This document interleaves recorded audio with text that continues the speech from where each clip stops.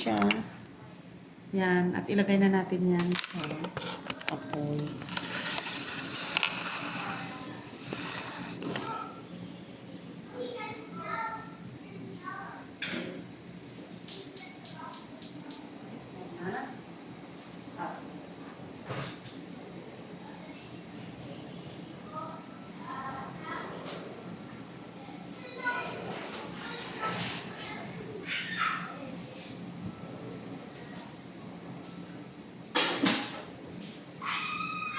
Natin ito para maano siya, madali siyang maluto. Ayan.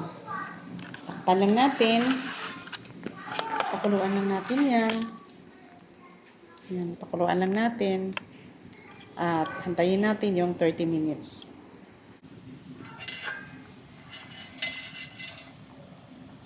Ayan na siya, oh. Ayan.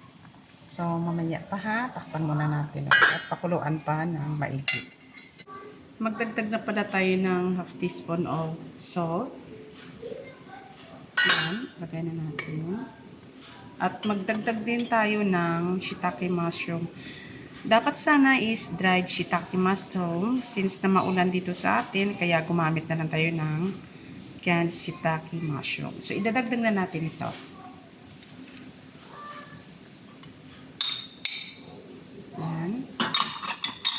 Natin muli, maghantay pa ng another 10 minutes. Ito na, tikman na natin yung ating linuto. Kasi halos kalahating oras na ito. Ayan, oh.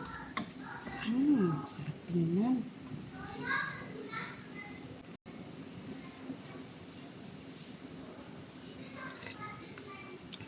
Sarap. Wala tayong nilagay dito, guys, na kung ano-ano na pampalasa. Asin lang.